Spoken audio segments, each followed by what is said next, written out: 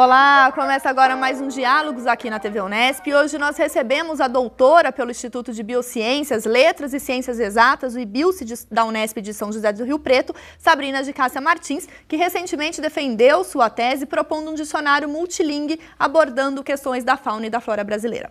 Sabrina, muito obrigada por sua participação aqui em um programa da TV Unesp. Sabrina, dentro desse seu trabalho, eu gostaria que você explicasse, né, dentro de um programa de pós-graduação em estudos linguísticos, de que modo surge essa proposta de fazer um estudo e a confecção de um dicionário? Bom, então acho que em primeiro lugar o que eu tenho que adicionar é que é um dicionário, né, multilingüe, que trabalha com nomes de cores, né? Então, dentro das abordagens dos estudos da linguagem, a gente vê a motivação entre a percepção visual, como se dá esse processo, desde o visual pelo cognitivo e a expressão na fala. Então, quando a gente começa a investigar essas questões da língua, a gente procura investigar também como que se dá em diversas línguas, né? Então, o dicionário, a gente vai descrever essas questões da linguagem. Então, dentro ali dos estudos linguísticos, o dicionário entra na lexicografia, descrevendo o léxico de uma ou mais línguas, né? No meu caso, o português, o inglês e o italiano, e divulgação também das espécies da fauna e da flora, então um dicionário especializado. E por que essa escolha por esse dicionário especializado? É uma área carente no Brasil de ter esse tipo de normatização? Sim, é uma área relativamente carente. Então, nós temos aí algumas bases de dados, algumas enciclopédias que abordam esse vocabulário, porém não do ponto de vista da variação terminológica, que é com o que eu trabalho. Então, sempre ali naquela abordagem da utilização dos nomes de cores para a denominação das espécies da fauna e da flora. Então, a gente tem muito partindo do nome científico da espécie.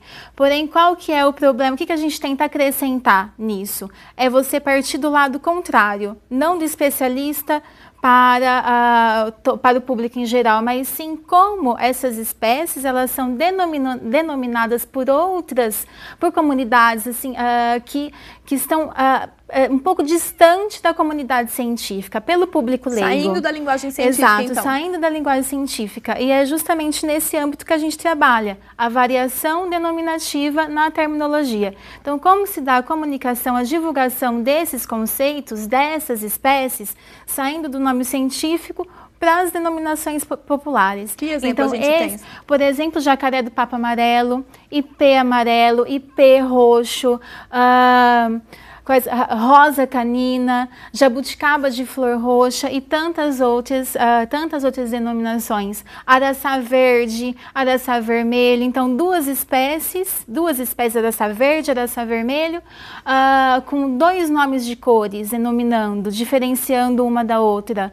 Ou então, araçá verde, araçá cinzento, ipê amarelo, ipê roxo, pegando já pela característica da flor para denominar a espécie como um todo. Então, esses são vários exemplos. Então, sempre pensando, então, como que elas são denominadas popularmente? Como que se dá essa transição entre o leigo e entre o especialista?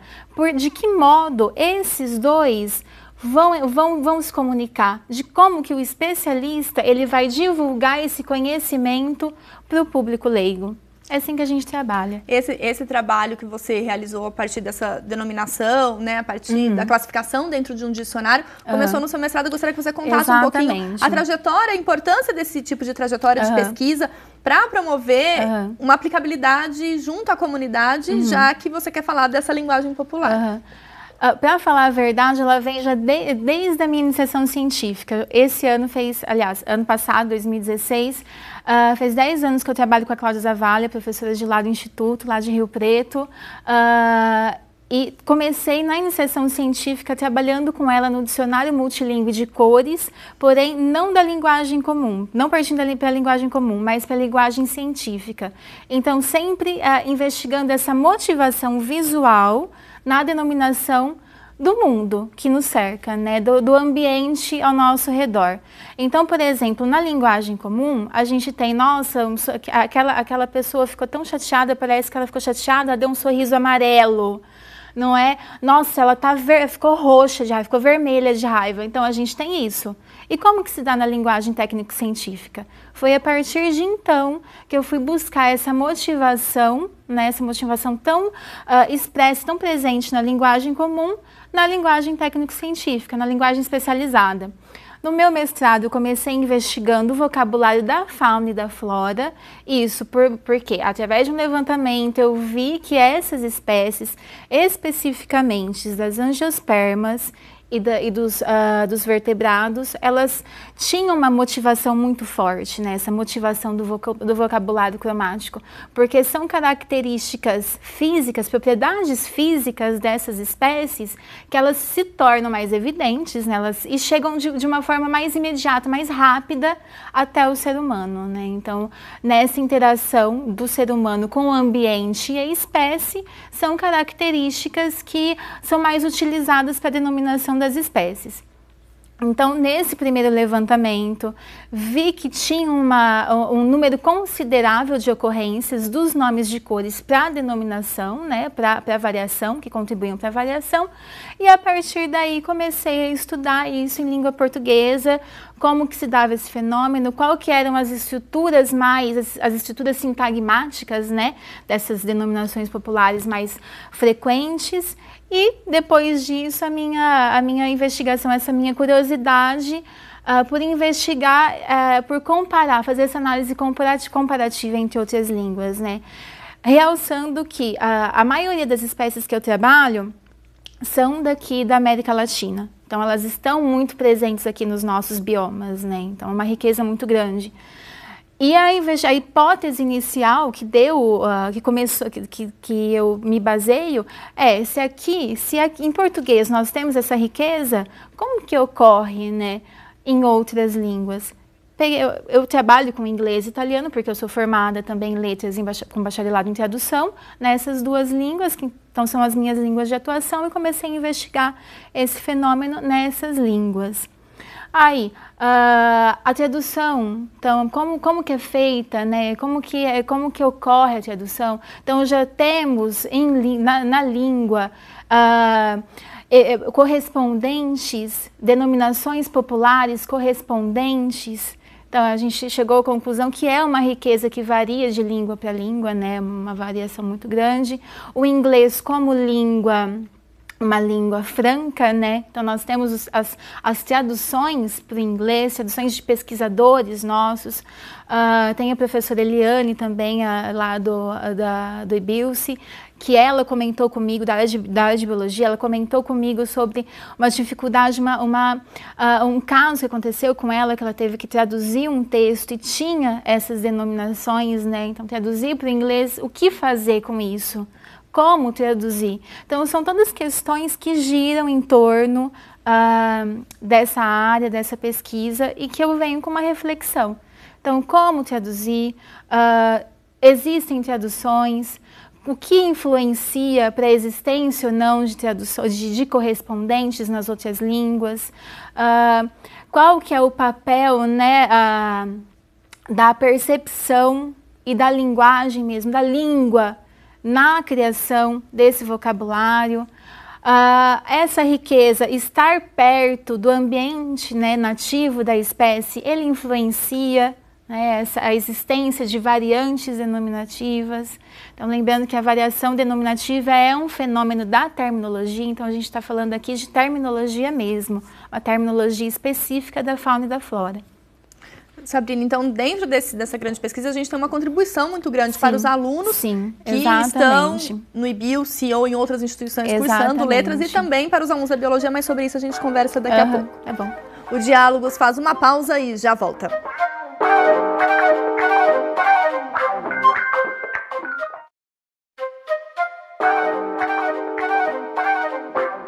O Diálogos está de volta, e aqui no estúdio da TV Unesp nós recebemos a doutora Sabrina de Cássia Martins, em Estudos Linguísticos pelo IBILSE da Unesp em São José do Rio Preto.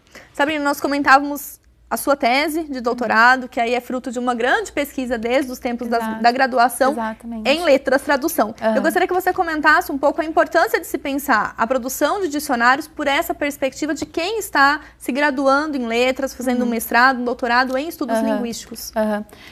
Bom, então você quer saber do público, o público como um todo.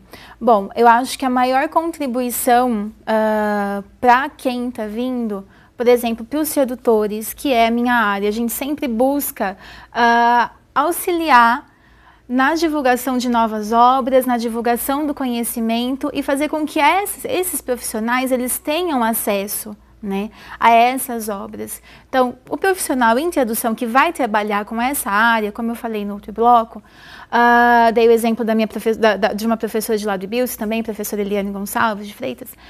Ela comentou sobre a dificuldade de achar nomes populares que pudessem fazer essa mediação, então, de uma língua do português para o inglês.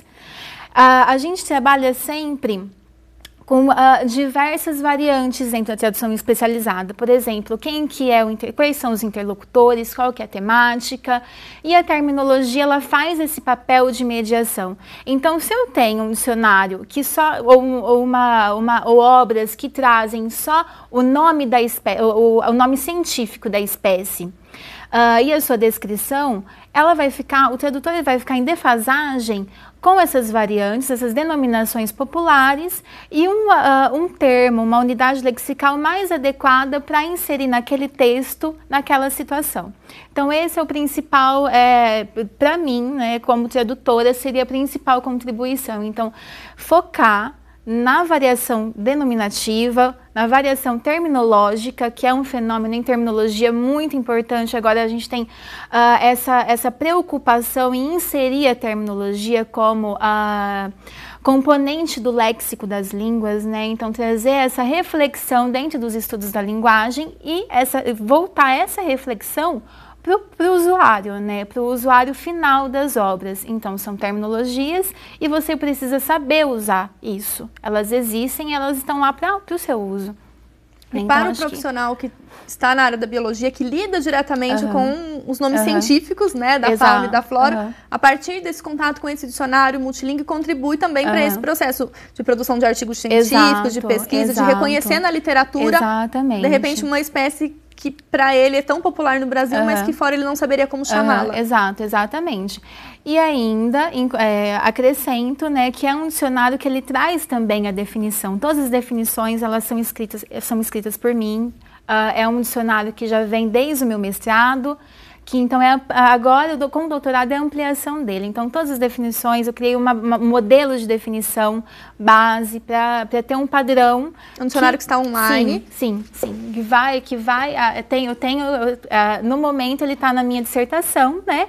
A parte em português, e agora eu estou implementando essa parte online.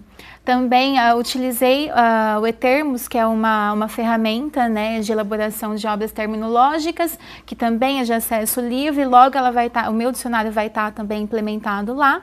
E tenho também a pretensão de colocar essa minha base de conhecimento num site específico disponível gratuitamente. Isso já para projetos futuros. E aí, voltando, então, o especialista ele ainda vai ter acesso a todas as características da espécie pela definição. É um dicionário de base ontológica, então ele vai estar categorizado de acordo com a categorização taxonômica das espécies, dos vertebrados e das angiospermas. Então seguindo um padrão. Isso sempre pensando no usuário final. Sabrina, falando então da contribuição da sua pesquisa, nada mais justo então que a gente escute a sua orientadora, a professora Cláudia Zavalha, do IBILSE da Unesp em Rio Preto. Vamos ouvi-la.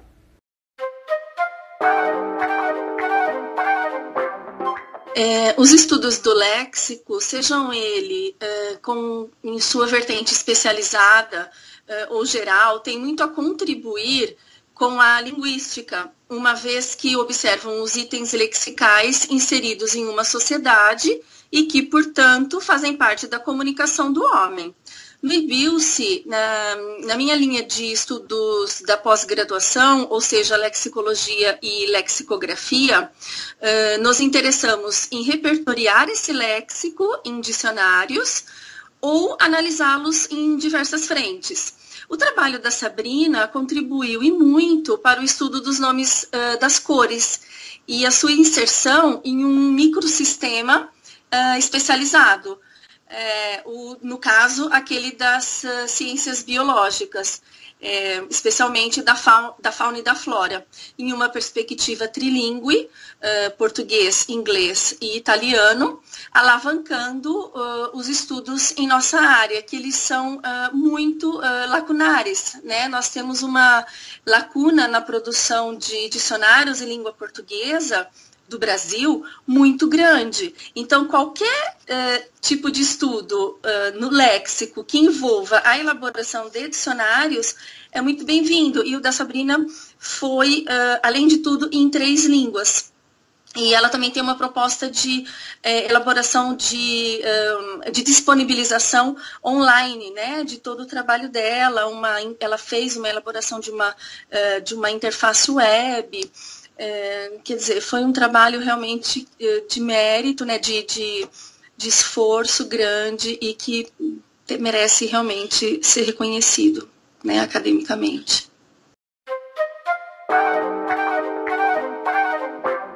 Sabrina, nós ouvimos a sua orientadora, a professora Cláudia. No próximo bloco, então, a gente continua falando das perspectivas que esse estudo pode trazer para a área. Ok. O Diálogos faz mais uma pausa e já volta.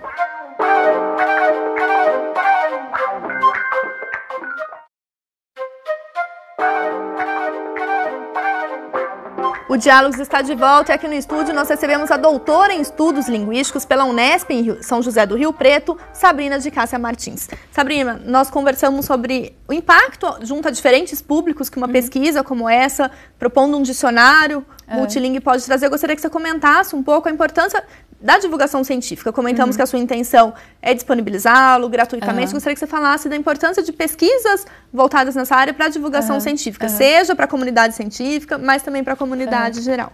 Eu acho que uma das grandes contribuições da área da lexicografia e da terminologia é sempre visar um produto. Então, nós lá em Rio Preto, lá do campus de Rio Preto, da Unesp de Rio Preto, a gente sempre tem essa questão em mente, né? O que trazer de retorno para a sociedade? Então, se você deixa o seu estudo, como a gente costuma falar, engavetado, né? Como que a gente vai poder dar um retorno? Então, trazer uma obra que possa ser utilizada, que venha dar outros frutos, que venha dar como contribuição científica, não só como a contribuição para o usuário final, para a sociedade. A gente tem o dicionário, que é para a sociedade, e a contribuição linguística, todo estudo linguístico que está por trás disso.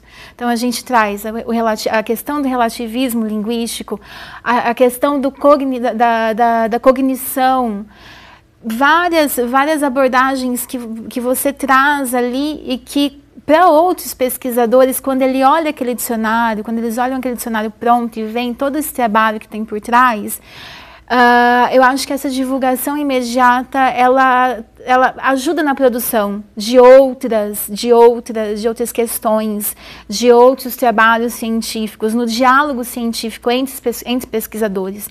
Então, do ponto de vista da contribuição científica é essa. E trazer uma obra que esteja acessível ao público imediatamente é uma coisa assim muito gratificante, né? Então é algo muito gratificante para mim e para a sociedade, uma contribuição muito maior. Então nós temos uma dupla contribuição para a sociedade científica, para a sociedade em geral. Isso é muito bom para quem faz, para quem está ali, para quem se dedicou, estudou 4 anos, é muito bom. As pessoas que já tiveram contato com o dicionário, como tem sido essa receptividade? Olha, as pessoas têm elogiado bastante. Pessoal, eu tenho conversado com alguns professores, tenho entrado em contato, fazendo a divulgação, e eles acham muito bacana essa iniciativa, principalmente porque eu não sou especialista na área, né? E outro ponto que eu gosto muito de enfatizar e vou dar ênfase aqui no seu programa é esse diálogo entre as áreas. Dialogar é muito importante e falta muito ainda para a gente chegar no nível desejado, eu acho. Então, muitas pessoas vieram a me parabenizar pela iniciativa, por querer aprender mais sobre isso, por enxergar os fenômenos da linguagem que estão por trás disso, que implicam em toda uma evolução do pensamento e da língua de uma comunidade, de uma ou mais línguas, né? No meu caso, as 3 línguas que eu trabalho, com as quais eu trabalho. Então, você tem uma abertura, né, para o diálogo quando você começa a pesquisar, começa a se interessar por isso.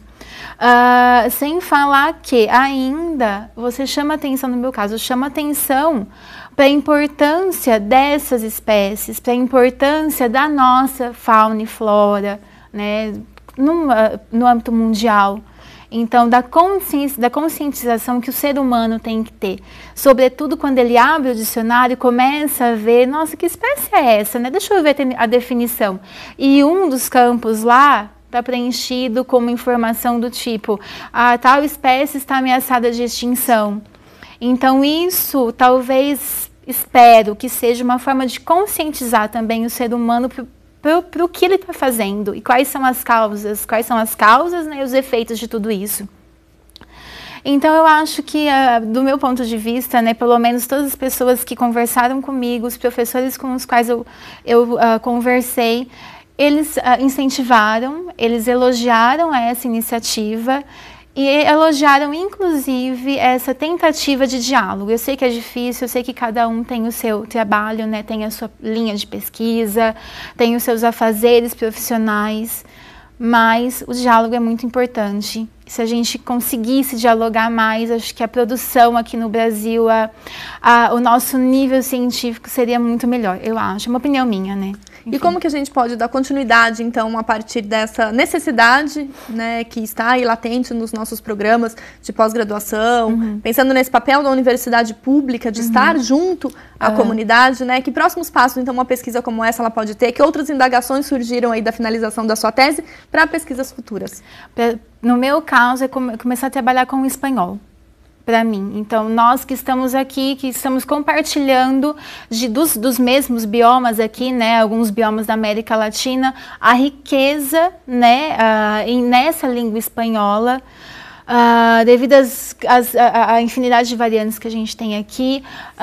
Então, começar a procurar, e isso também vai ajudar muito na parte da tradução dos textos daqui do espanhol da América Latina, da América do Sul, inclusive, né, dos acordos comerciais, econômicos, futuras necessidades, né, de tradução que a gente venha ter futuramente. Então, é uma proposta de implementação, né, para essa área também. E lógico, outros fenômenos da linguagem que eu já tenho em mente ali, outras investigações que eu quero fazer, a implementação final do dicionário mesmo, da base de conhecimento, que vai ser feita futuramente, já num futuro próximo, espero, agora já são os próximos passos. Então, tudo isso, e sempre procurando a colaboração com outros profissionais de outras áreas. Sabrina, eu gostaria de parabenizar por essa iniciativa, Obrigada. por esse trabalho que tem, esse diálogo, assim como diz o nome do programa, exatamente para que a gente possa fomentar novos conhecimentos e que possam ser compartilhados. Eu gostaria de agradecer mais uma vez a sua participação. Eu agradeço vocês, agradeço a iniciativa e agradeço a oportunidade de divulgar o nosso trabalho lá da Unesp de Rio Preto. Muito obrigada. Muito obrigada. O Diálogos de hoje fica por aqui. Se você quiser ter mais informações sobre o dicionário multilingue de expressões cromáticas da fauna e da flora brasileira, acesse o nosso site. Obrigada pela companhia e até a próxima.